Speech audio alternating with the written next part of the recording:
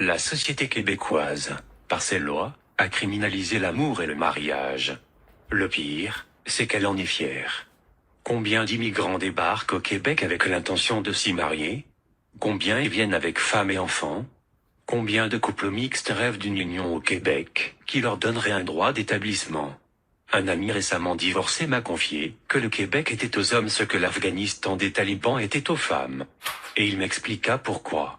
S'il prenait la peine de regarder des films québécois, les futurs immigrants y trouveraient dépeint une grande souffrance morale, une poignante misère dans les relations hommes-femmes, des amours malades, des familles déchirées, des suicides à la tonne, des pleurs, des désillusions, des rapports malsains.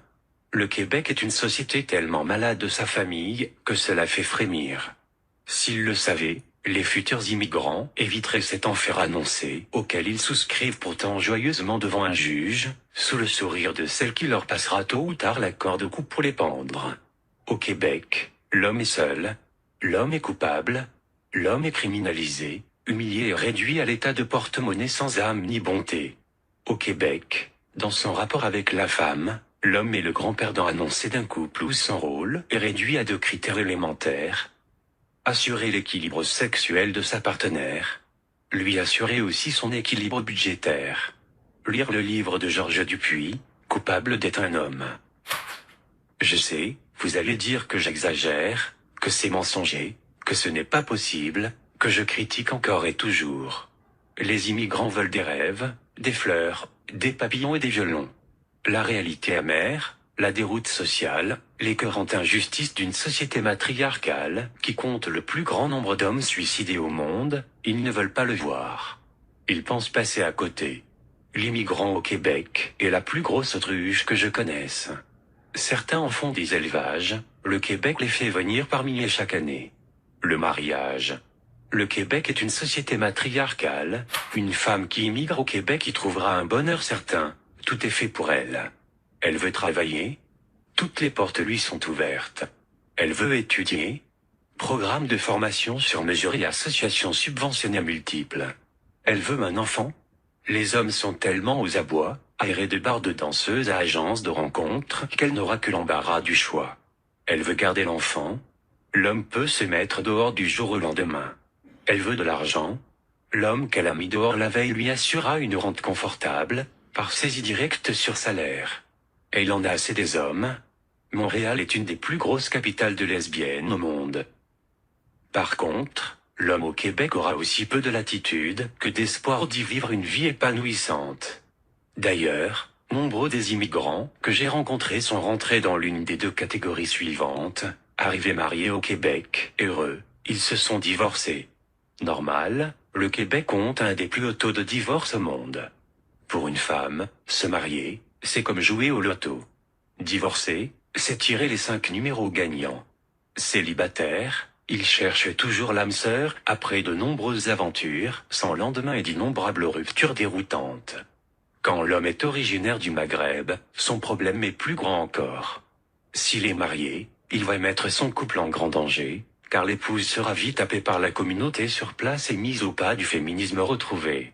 Le divorce viendra vite, comme pour la majorité d'entre ceux qui sont venus et qui ont tout perdu, femmes, enfants, dignité, respect, finances.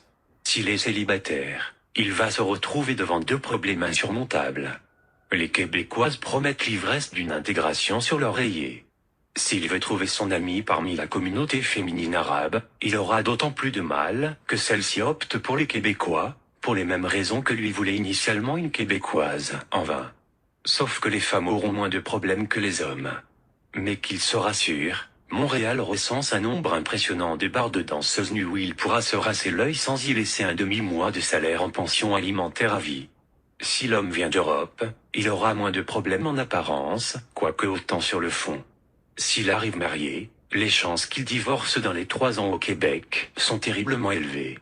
S'il est célibataire, certes, les Québécoises lui seront faciles d'accès, mais pour du court terme seulement. Au bout d'un moment, l'exotisme s'étant estompé, chacun reprendra son chemin.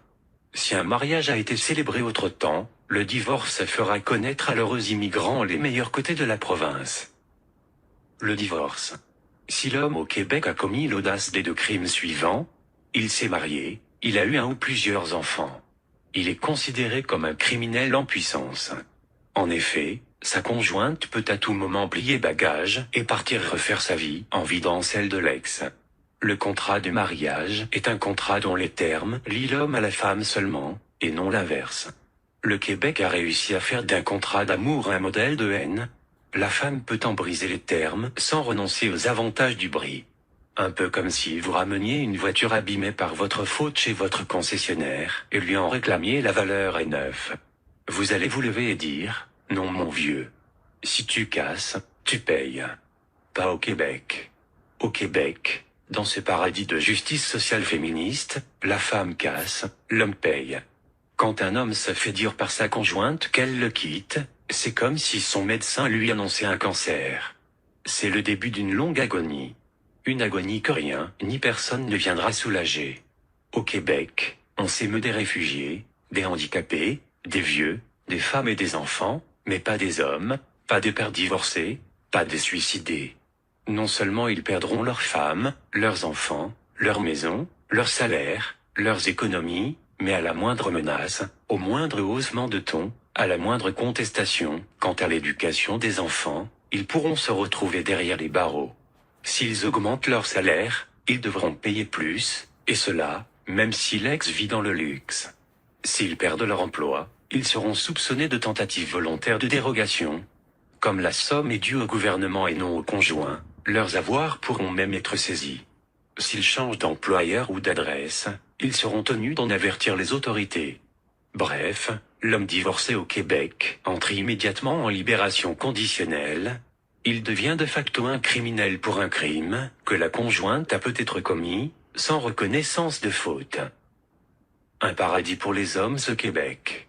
Alors, vous allez vous dire que vous ferez comme tous les Québécois, que vous allez travailler encore et vous sortir quelques filles sans jamais risquer votre avenir.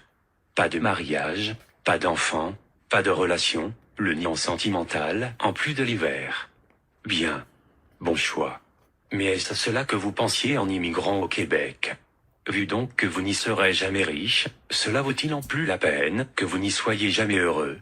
Une fois dans le piège, vous ne vous en sortirez pas. Vous n'êtes pas plus fort que les autres, et ils sont des milliers à avoir cru l'être.